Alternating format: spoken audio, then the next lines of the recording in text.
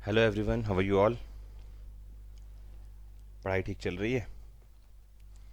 ये जो टॉपिक लेकर आया हूँ मैं, ये पर्यावरण संरक्षण अधिनियम 1986 प्रोटेक्शन ऑफ एनवायरनमेंट एक्ट 1986 के तहत ही है। और ये है राष्ट्रीय हरित न्यायाधिकरण के संबंध में। नेशनल ग्रीन ट्रिब्यूनल या एनजीटी के नाम से इसे जाना जाता है। ये संस्था बहुत ज़्यादा चर्चित हुई थी दो मामलों को लेकर। एक तो नई दिल्ली में जब 10 साल पुरानी डीजल गाड़ियों और 15 साल पुरानी पेट्रोल गाड़ियों को चलन से बाहर करने का आदेश दिया था एनजीटी ने, तब बहुत ज़्यादा चर्चा में आई थी। और दूसरा, श्री श्री रविशंकर को एक प्रोग्राम अंतर्राष्ट्रीय सम्मेलन करने के लिए पर्यावरण को क्षति पहुंचाने हेतु 5 करोड़ रुपए का जुर्माना जब एनजीटी ने किया था, तब ये बहुत ज़्यादा चर्चा में आई थी। तो ये एनजीटी क्या है और इसके बारे में हम बात करेंगे इस लेक्चर में। पब्लिक डिमांड पर ये लेक्चर मैं लेकर आया हूँ। लगातार मुझे संदेश मिल रहे हैं कि सर एनजीटी के बारे में कुछ बताइए, एनजीटी पर कुछ लेक्चर बनाइए। तो इस संस्था का नाम है राष्ट्रीय हरित न्यायाधिकरण, एनजीटी। इसकी स्थापना 19 अक्टूबर 2010 को हुई और जिस कानून के तहत इसकी स्थापना हुई वो है राष्ट्रीय हरित न्यायाधिकरण अधिनियम 2010। ये जो कानून है 18 अक्टूबर 2010 से पूरे भारत में लागू हुआ है और 19 अक्टूबर को एनजीटी की स्थापना हुई। तो इस कानून के अंतर्गत पर्यावरण, वनों के संरक्षण और प्राकृतिक संसाधनों संबंधी मामलों की सुनवाई के लिए एक अधिकरण का गठन किया गया है जिसके पास न्यायालय की शक्ति है। ये जो न्यायाधिकरण है इसका मुख्यालय नई दिल्ली में स्थापित किया गया है। इस न्यायाधिकरण को उच्च न्यायालय का दर्जा दिया गया है और इसकी 4 पीठ, जिसे हम बेंच कहते हैं, देश के विभिन्न शहरों में स्थापित की गई हैं। इसके अधिनियम ने जून 1972 में स्टॉकहोम में आयोजित मानव पर्यावरण पर संयुक्त राष्ट्र सम्मेलन, जून 1992 में रियो डी जेनेरियो में आयोजित पर्यावरण एवं विकास पर संयुक्त राष्ट्र सम्मेलन और भारत में न्यायिक उद्घोषणाओं के अंतर्गत स्वस्थ पर्यावरण के अधिकार को संविधान के अनुच्छेद 21 के अंतर्गत उल्लेखित जीवन के अधिकार का हिस्सा माना गया है, जिसके अंतर्गत हरित न्यायाधिकरण का गठन किया गया है। इसे पर्यावरण से संबद्ध बहु अनुशासनात्मक मुद्दों पर निर्णय की न्यायिक अधिकारिता भी प्रदान की गई है। अधिनियम विस्तृत है और मुख्य प्रावधानों पर ही मैं चर्चा करूंगा।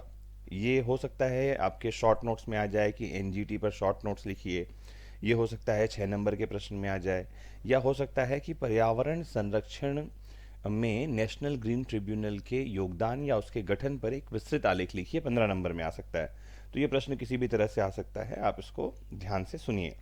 इस अधिनियम की धारा 14 के अंतर्गत सबसे पहले तो धारा 3 में इसके गठन का प्रावधान है और इसकी शक्तियों के बारे में हम बात करते हैं। धारा 14 के अंतर्गत अधिकरण को सभी तरह के दीवानी मतलब सिविल मामलों में जहां पर्यावरण संबंधी तात्विक प्रश्न निहित हों, न्यायिक अधिकारिता प्रदान की गई है। अधिनियम की धारा 15 के अंतर्गत इस प्राधिकरण को प्रदूषण एवं अन्य पर्यावरणीय क्षति के कारण पीड़ित को राहत एवं मुआवजा देने की शक्ति, संपत्ति के नुकसान की क्षतिपूर्ति और पर्यावरण के नुकसान की क्षतिपूर्ति की शक्ति दी गई है। इस न्यायाधिकरण को पर्यावरण कानूनों का उल्लंघन करने वालों पर 3 वर्ष तक के कारावास और 10 करोड़ रुपए तक के जुर्माने से दंडित करने का अधिकार दिया गया है। अगर अपराध करने वाला कोई संस्था या निगम है तो जुर्माने की राशि 25 करोड़ तक भी हो सकती है।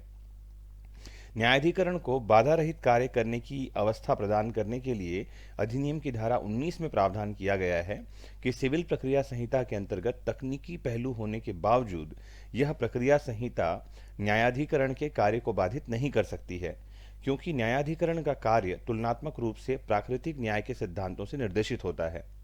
साथ ही इस अधिनियम की धारा 22 प्रावधान करती है, कौन से अधिनियम की? हरित न्यायाधिकरण अधिनियम 2010 है ना।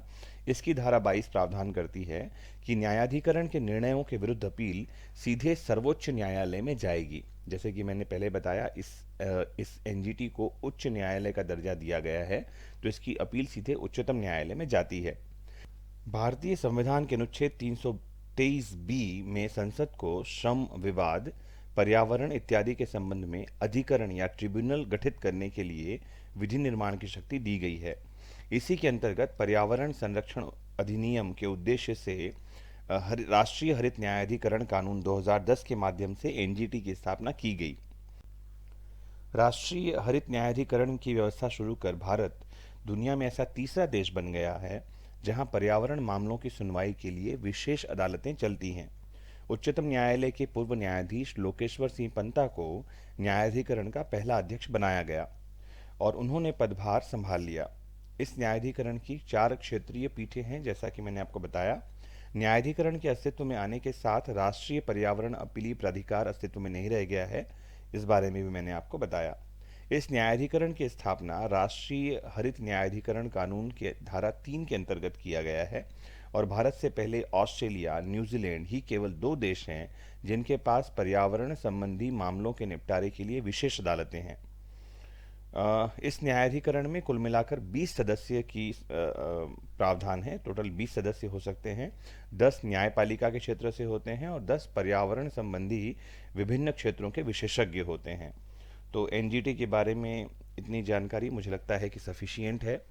और हरित न्यायाधिकरण क्या है, इसकी गठन, स्थापना और इसके बारे में कुछ महत्वपूर्ण बातें और कानून की कुछ महत्वपूर्ण धाराएं भी मैंने आपको बताई हैं। इसको याद कर लीजिए, सुन लीजिए 2-3 बार, तो मुझे लगता है कि आपके काम के लिए ये बहुत महत्वपूर्ण हो सकता है। तो इस लेक्चर में इतना ही। रात के 12 बज रहे हैं, अब सोया जाए, आप भी सो जाइए। Good night, bye bye, see you tomorrow. कल वापस से मिलते हैं इसी लेक्चर पर, इसी चैनल पर। Have a nice time.